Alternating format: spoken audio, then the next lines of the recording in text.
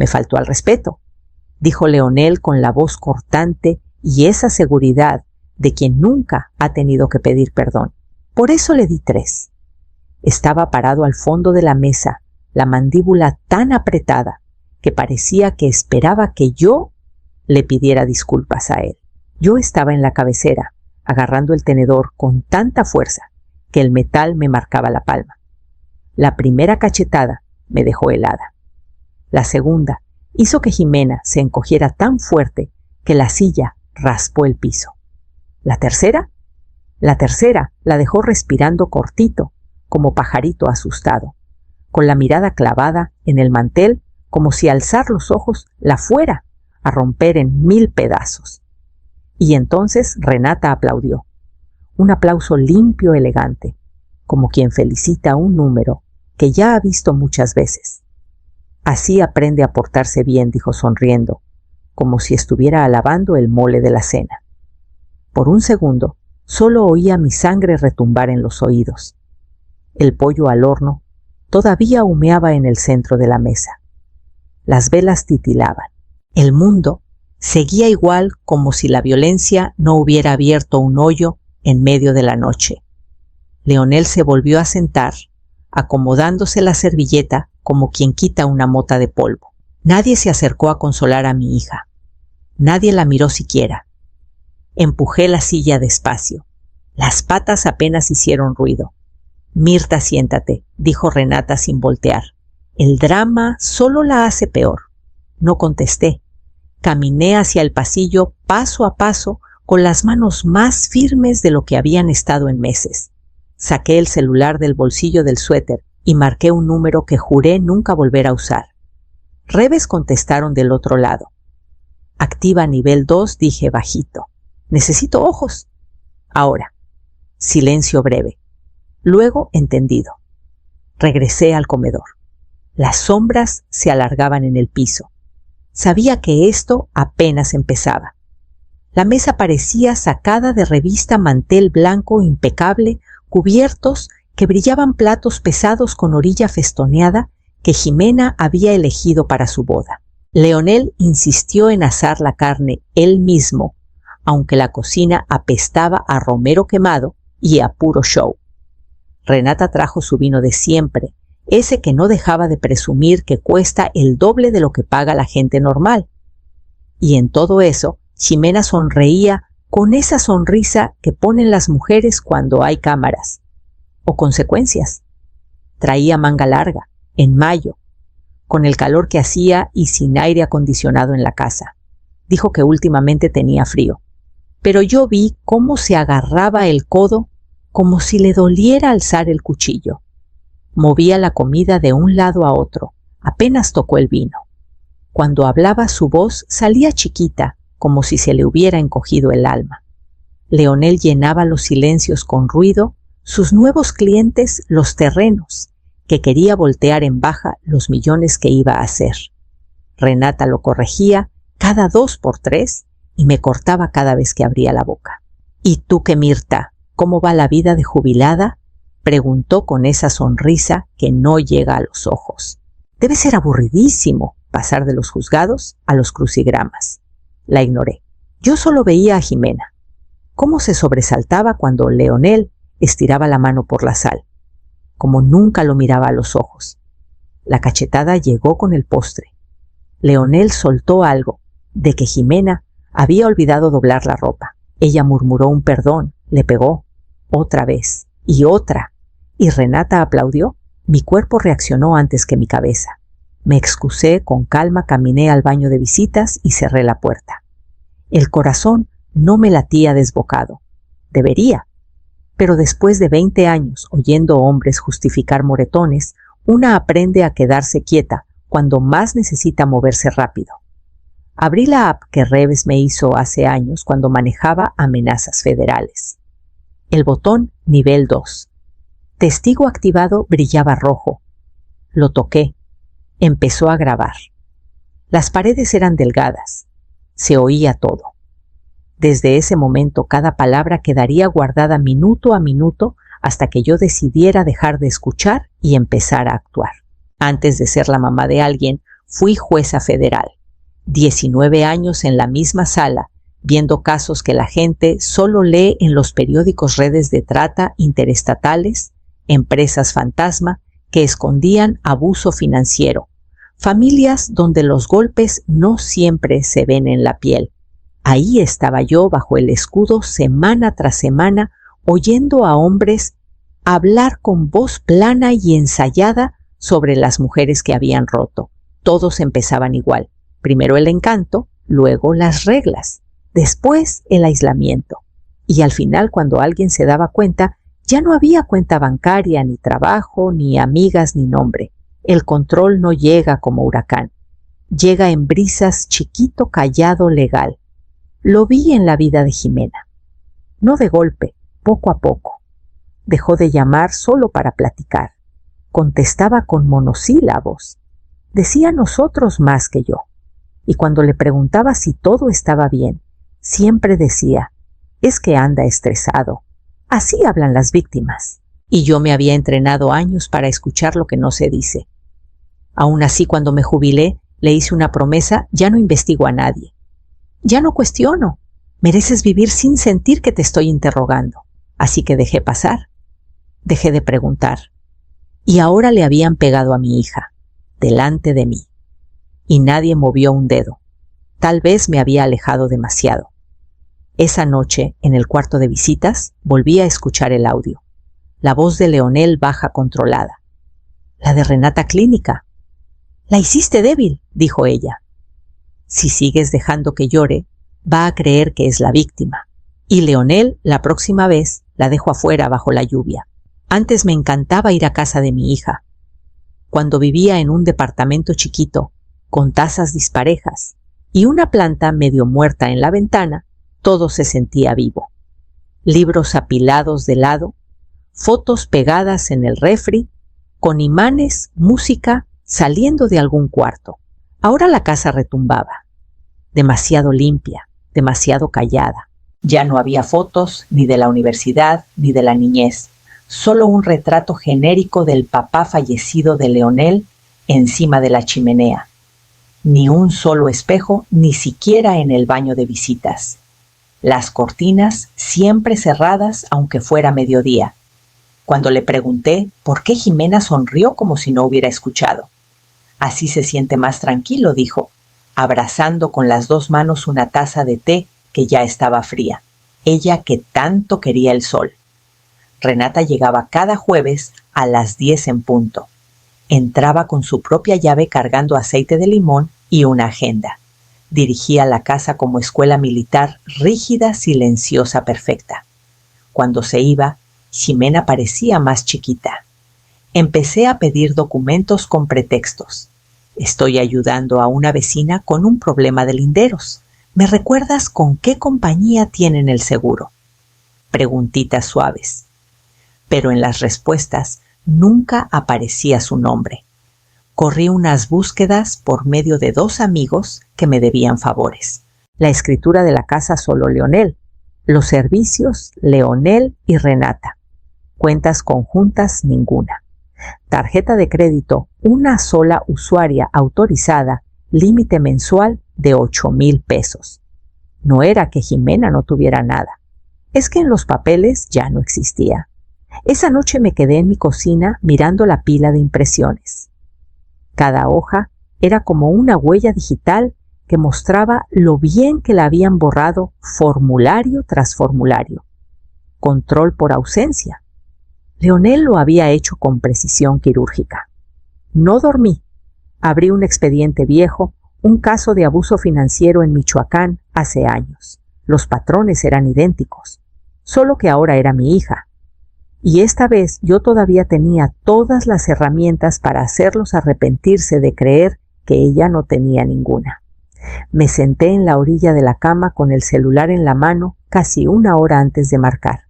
Cintia Reves contestó al segundo timbre. «Me juré que nunca te metería en algo personal», le dije. «No hace falta que me lo jures», respondió. «Si es por Jimena, yo voy». Le pasé toda la grabación, los documentos, el rastro borrado, el patrón. No dijo casi nada. Solo pidió nombres y fechas. Seguía trabajando igual callada, limpia, implacable. En 36 horas ya tenía vigilancia puesta. Socios de Leonel, llamadas de Renata hasta los vecinos. Sacó cada denuncia de los últimos 10 años relacionada con el apellido Berrón. Luego me mandó un archivo que no esperaba. El esposo de Renata, el papá de Leonel, había muerto hacía 7 años. Sin obituario, sin sucesión, sin registro de funeral. Oficialmente, episodio médico. Extraoficialmente, nada. Sin investigación, sin autopsia, sin declaraciones. Cintia localizó a un jardinero viejo que había trabajado para la familia en Oaxaca. Recordaba bien al señor bueno, despistado, callado. Un día simplemente desapareció. Renata dijo que se había ido a tratamiento al norte. Nunca volvió. 3 meses después vendió la propiedad y se mudó a la Ciudad de México. Nunca se presentó testamento. Los bienes se transfirieron en silencio. No desapareció, me dijo Cintia. Lo borraron. Igual que están borrando a Jimena. Sentí que el aire se movía distinto. No solo miedo, reconocimiento. Renata no solo había visto a Leonel convertirse en lo que era, lo había criado para eso. Le di las gracias a Cintia y colgué apretando tanto el celular que me dolía el dedo. Pensaban que yo estaba jubilada. Pensaban que Jimena estaba sola. No entendían que hay cosas que no se oxidan con el tiempo, la memoria, el instinto y esa certeza helada de que la historia, si no la paras, siempre se repite. Y yo no iba a dejar que se repitiera. Llegué con una bolsa de tela llena de los libros viejos de investigación de Jimena y toqué suave la puerta. Leonel abrió. La sonrisa no le llegó a los ojos. No tenías que venir hasta acá. Andaba cerca. Mentí.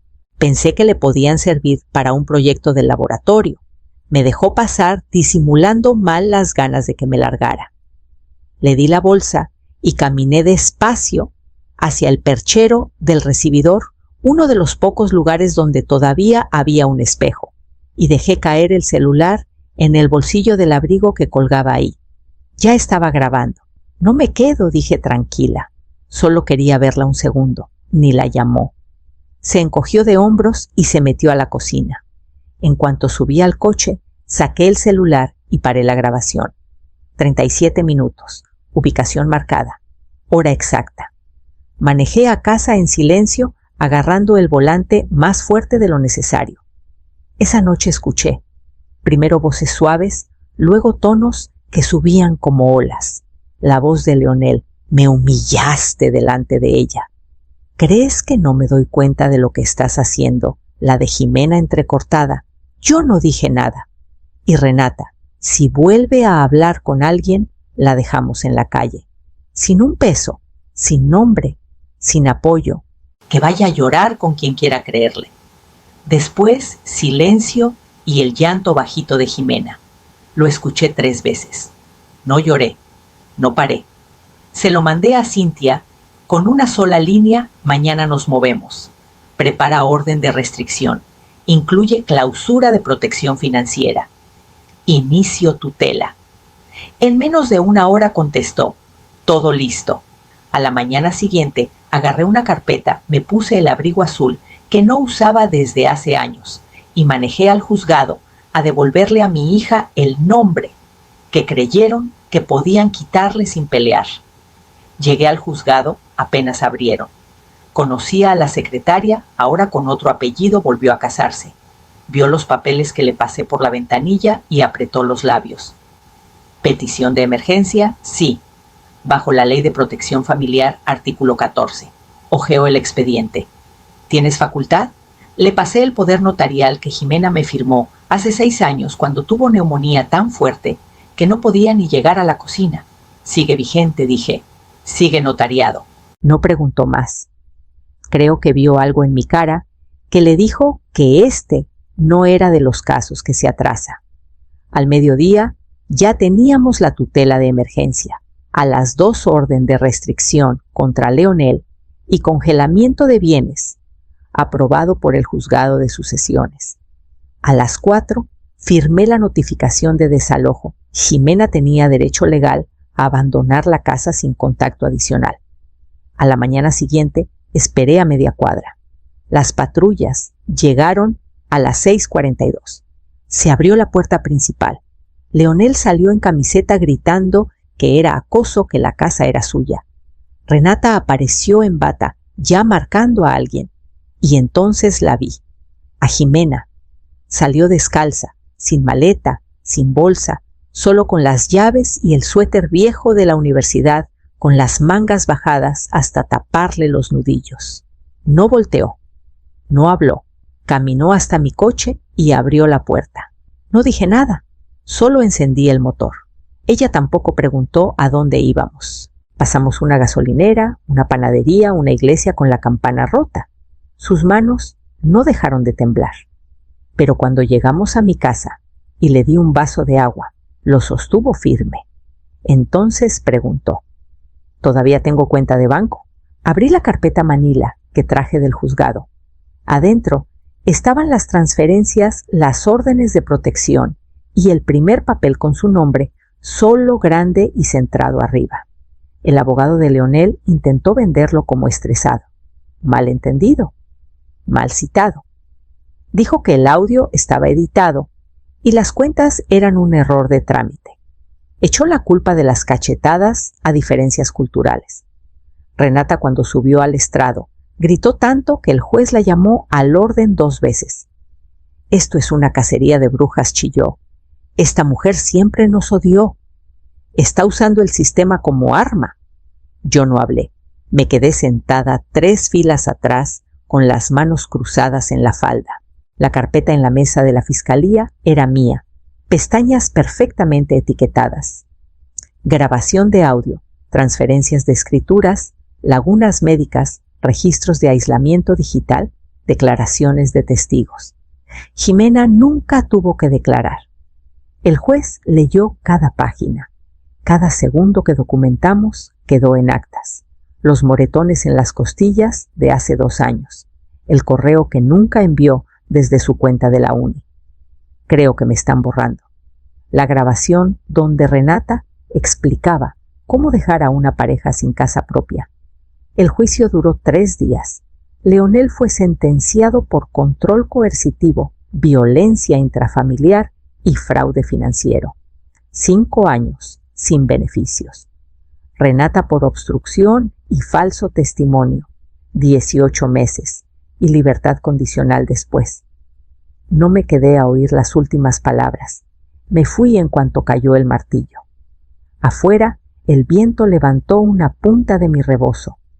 Me paré en el estacionamiento y miré las ventanas del juzgado. Recordé a todas las mujeres que se habían sentado ahí antes rogándome que les creyera. Esta vez las pruebas hablaron por ellas. Y esta vez fue suficiente. Cuando llegué a casa, Jimena estaba en la cocina limpiando el especiero. Algo en el ritmo tranquilo de sus manos, echando lo que ya no servía, me hizo detenerme. No me miró, pero habló serena. «¿Podemos ir mañana?» «Quiero volver a ver el departamento». Asentí. Ya era hora de que viera el lugar que por fin sería suyo. Jimena se mudó un miércoles por la mañana, de esos que huelen a tierra mojada y a nuevo comienzo. El departamento era chico 2 cuartos y cocina, pero daba al arboretum. Eso le importaba. No trajo casi nada. Unas libretas, una maceta con helecho, que creía muerta desde hacía años, y una foto nuestra del día que se graduó. La apoyó en la repisa sin decir nada. Para el viernes ya tenía todas las ventanas abiertas. Aunque refrescara, decía que así respiraba mejor. Ese fin de semana fuimos juntas al refugio. Ni miró a los cachorros. Fue directo al rincón, donde estaba hecho bolita un terrier viejo, con un ojo nublado y cojeando de la pata izquierda. Se agachó y le susurró: «Tú y yo nos entendemos». Le puso parche. El perro la seguía de cuarto en cuarto, como si temiera que se fuera a esfumar. Volvió a tararear. Bajito cuando lavaba trastes o doblaba ropa. Nunca le dije nada. No quería espantar la música otra vez. Algunos días la encontraba sentada en el piso mirando la nada, sin llorar, solo quieta, como esperando que su cuerpo se pusiera al día con la seguridad. Nunca la interrumpí. Le llevaba despensa a veces. Le dejaba libros en el porche. Sacaba a pasear a Parche cuando necesitaba espacio. No le pedía que hablara. No mencionaba el juicio. Esa parte de la historia ya estaba cerrada. Una tarde la encontré moviendo los muebles no por práctico, sino solo para sentir qué se sentía decidir dónde iba cada cosa. Me sonrió. De verdad, creo que quiero ser voluntaria en el Arboretum, dijo. Luego hizo una pausa. O tal vez en otro lado, en algún lugar con más ruido. Asentí. Ya no hablaba en susurros. Estaba aprendiendo a ocupar espacio otra vez. Y a la mañana siguiente me pidió si podía hablar en la audiencia final. La sala estaba en silencio, pero no tenso escuchando.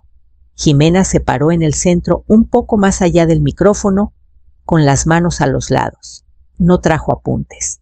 No me pidió que le revisara nada. Yo no ofrecí. Su voz salió clara. No fuerte, no teatral, segura. Durante mucho tiempo creí que si me quedaba callada podía mantener la paz, que si no hacía olas no me ahogaría en ellas. Miró a Leonel una sola vez y ya no volvió a hacerlo. Me dijeron cómo hablar, qué ponerme, cuándo comer, con quién podía estar. Al principio no se sentía como control, se sentía como cuidado, como guía. Pero así empieza. No con golpes, con silencio. Sentí que mi mano apretaba el borde del banco, no de miedo, de orgullo. Me borraron de todo, de las cuentas, del contrato, del correo, hasta de mi propia cabeza. Empecé a creer que no servía, que era demasiado sensible, que el problema era yo. Tomó aire, lo dejó asentarla. Esto no fue solo dolor, fue diseño. Me reescribieron. Luego giró un poco. Sus ojos encontraron los míos, pero ahora me acuerdo. No me moví, no lloré. Tú me ayudaste a encontrar mi nombre, otra vez, dijo, no empujando, esperando, sabiendo, y nunca soltando lo que yo todavía no podía ver.